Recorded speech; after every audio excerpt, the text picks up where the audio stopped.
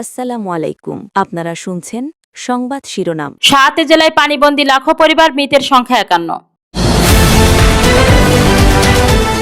জানিয়ে দেব, টেলিটক বিক্রির কোনো পরিকল্পনা নেই, বলছেন সংসদের টেলিযোগাযোগ মন্ত্রী। কাতারের সাবেক আমিরের মৃত্যুতে প্রধানমন্ত্রী শোক। আগামী 1 বছরে 41 লাখ পরিবার ফ্যামিলি কার্ড পাবে, বলছেন প্রধানমন্ত্রী। শুনছিলেন সংবাদ শিরোনাম, এখন থাকছে বিস্তারিত। 7 জেলায় পানিবন্দী লাখো পরিবার, মৃতের সংখ্যা 51। 7 জেলায় বন্যা ও পাহাড় ধসের কারণে জনজীবন বিপর্যস্ত হয়ে পড়েছে। টানা বর্ষণ ও পাহাড়ি ঢলের প্রভাবে বহু এলাকায় ঘরবাড়ি প্লাবিত হয়েছে, কোথাও আবার পাহাড় ধসে ক্ষয়ক্ষতির ঘটনা ঘটেছে। সর্বশেষ তথ্যে এ দুর্যোগে প্রাণহানির সংখ্যা বেড়ে 51 জনে দাঁড়িয়েছে। পাশাপাশি লাখো মানুষ পানিবন্দী হয়ে মানবিক সংকটে রয়েছেন এবং ক্ষতিগ্রস্ত মানুষের সংখ্যা ইতোমধ্যে 10 লাখ অতিক্রম করেছে।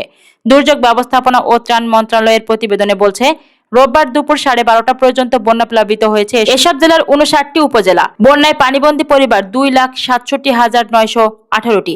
ক্ষতিগ্রস্ত হয়েছে 10,22,963 জন। মন্ত্রণালয়ের হিসাবে বন্যা, পাহাড়ি ঢল ও পাহাড় ধসে মৃতের সংখ্যা দাঁড়িয়েছে 51।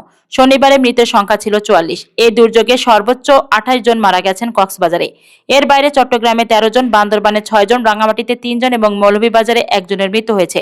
দেশে মৌসুমী বায়ুর প্রভাবে চট্টগ্রাম অঞ্চলে 5 জুলাই থেকে ভারী বর্ষণ শুরু হয়। 5 জুলাই সকাল 6টা থেকে গতকাল বেলা 3টা পর্যন্ত চট্টগ্রামে 1354.9 মিলিমিটার বৃষ্টিপাত রেকর্ড করা হয়েছে। সর্বশেষ 24 ঘন্টায় বৃষ্টি হয়েছে 151.7 মিলিমিটার। আবহাওয়া অধিদপ্তর জানিয়েছে, আগামী 2-3 দিনও ভারী থেকে অতি ভারী বৃষ্টি হতে পারে। চট্টগ্রামের পর সিলেট বিভাগের মৌলভীবাজার ও হবিগঞ্জেও বন্যা শুরু হয়।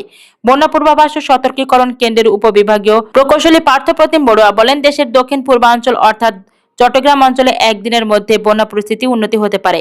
এছাড়া সিলেট বিভাগের নিম্নাঞ্চলের বন্যা পরিস্থিতি আরো অবনতি হবে কিনা তা নির্ভর করছে বৃষ্টি কতটা হয় তার উপর। চট্টগ্রাম অঞ্চলে একের পর একই গ্রাম প্লাবিত হয়েছে, ভেঙেছে সড়ক, বিচ্ছিন্ন হয়েছে যোগাযোগ। কোথাও পানি ধীরে ধীরে নামতে শুরু করেছে, কোথাও নতুন করে বাড়ছে। কোন এলাকায় মানুষ ঘরে ফিরতে শুরু করলেও নৌকা ছাড়া চলাচলের উপায় নেই। কোথাও ত্রাণ পৌঁছাচ্ছে, কোথাও দুর্গত মানুষের কাছে পৌঁছায়নি সহায়তা। জানিয়ে দেব, টেলিটক বিক্রির কোনো পরিকল্পনা নেই, সংসদে টেলিযোগাযোগ মন্ত্রী। সরকার রাষ্ট্রীয় মালিকানাধীন মোবাইল অপারেটর টেলিটক বিক্রির কথা ভাবছে না বলে জানিয়েছেন ডাক, টেলিযোগাযোগ ও তথ্য প্রযুক্তি মন্ত্রী ফকির মাহবুব আলম। তিনি বলেন, রাষ্ট্রায়ত্ত মোবাইল অপারেটর টেলিটক বিক্রির কোনো পরিকল্পনা সরকারের নেই। অন্য অপারেটরদের বাজারে প্রতিযোগিতার মধ্যে রাখতে টেলিটককে সরকারের নিয়ন্ত্রণে রাখা প্রয়োজন। রোববার 12 জুলাই জাতীয় সংসদে সংরক্ষিত নারী আসনের সদস্য সানজেদা ইয়াসমিনের এক সম্পূরক প্রশ্নের জবাবে টেলিযোগাযোগ মন্ত্রী একথা বলেন। স্পিকার হাফিজউদ্দিন আহমেদের সভাপতিত্বে বৈঠকের শুরুতে প্রশ্নোত্তর পর্ব অনুষ্ঠিত হয়। টেলিটক বাজারে না থাকলে বেসরকারি অপারেটরগুলো ইচ্ছেমতো সেবার মূল্য বাড়াতে পারে, এমন মন্তব্য করে মন্ত্রী বলেন, টেলিটককে আমাদের বাজারে রাখতেই হবে, সরকারের কাছে রাখতেই হবে। মাহবুব আলম বলেন, টেলিটককে উন্নত করতে আরও টাওয়ার স্থাপনা করা প্রয়োজন।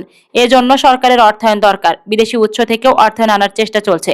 সংরক্ষিত নারী আসনের সংসদ সদস্য নাদিয়া পাঠান পাপনের প্রশ্নের জবাবে মন্ত্রী বলেন, 7 বা 15 দিনের প্যাকেজের মেয়াদ শেষ হলে অব্যবহৃত ডাটা নিয়ে নেওয়ার বিষয়টি সরকারও উদ্বেগের সঙ্গে দেখছে। এ নিয়ে বাংলাদেশ টেলিযোগাযোগ নিয়ন্ত্রণ কমিশন ও মোবাইল অপারেটরদের সঙ্গে কয়েক দফা আলোচনা হয়েছে।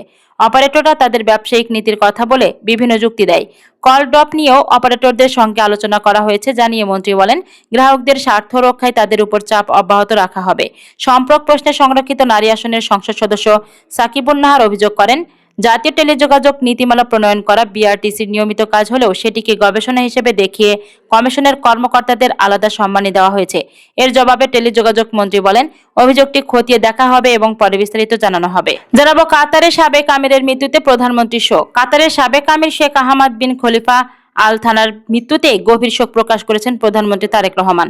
শোক বার্তায় Emir Sheikh Tamim bin Hamad Al থানির উদ্দেশ্যে প্রধানমন্ত্রী বলেন, তার বাবা এবং কাতারের সাবেক আমির শেখ হামাদ বিন খলিফা আল থানির মৃত্যুর সংবাদে তিনি গভীরভাবে শোকাহত। তিনি আরো বলেন, বাংলাদেশ সরকার ও জনগণের পক্ষ থেকে এবং আমার পক্ষ থেকে আপনার রাজপরিবার, সরকার এবং কাতার রাষ্ট্রের ভ্রাতৃপ্রতিম জনগণের প্রতি আন্তরিক সমবেদনা জানাচ্ছি। তারেক রহমান বলেন, শেখ হামাদ বিন খলিফা আল থানি ছিলেন একজন দূরদর্শী রাষ্ট্রনায়ক। তার প্রজ্ঞাপূর্ণ নেতৃত্বে কাতার একটি আধুনিক, সমৃদ্ধ এবং বিশ্বের সম্মানিত রাষ্ট্রে পরিণত হয়েছে। আঞ্চলিক শান্তি, অর্থনৈতিক উন্নয়ন, শিক্ষা এবং আন্তর্জাতিক সহযোগিতায় তার অবদান গভীর শ্রদ্ধার সঙ্গে স্মরণীয় হয়ে থাকবে।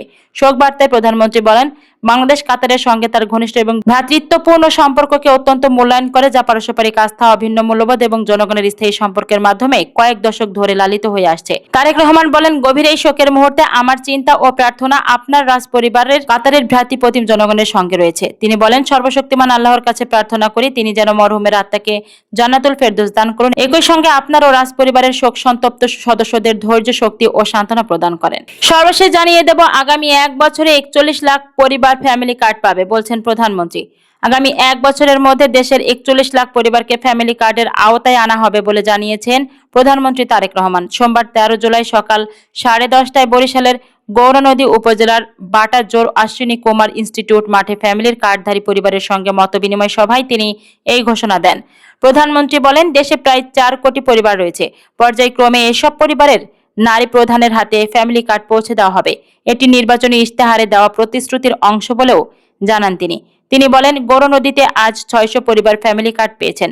বাকি পরিবারগুলো ধাপে ধাপে এর আওতায় আনা হবে। তারেক রহমান বলেন, সরকার গঠনের পর যে বাজেট পাওয়া গেছে সেটি আগের সরকারের তৈরি করা বাজেট ছিল। সেখানে ফ্যামিলি কার্ডের জন্য কোনো বরাদ্দ রাখা হয়নি। তবে নতুন বাজেটে এই কর্মসূচির জন্য পর্যাপ্ত অর্থ বরাদ্দ রাখা হয়েছে। তিনি বলেন, আগামী 1 বছরের বাজেটের ভিত্তিতে সারা দেশে 41 লাখ পরিবারের হাতে ফ্যামিলি কার্ড পৌঁছে দেওয়া হবে। সেই হিসেবে প্রতিটি উপজেলায় গড়ে প্রায় 7,000 পরিবার এই সুবিধার আওতায় আসবে। আগামী 5 বছরের মধ্যে দেশের সব পরিবারের কাছে ফ্যামিলি কার্ড পৌঁছে দেওয়ার পরিকল্পনা রয়েছে।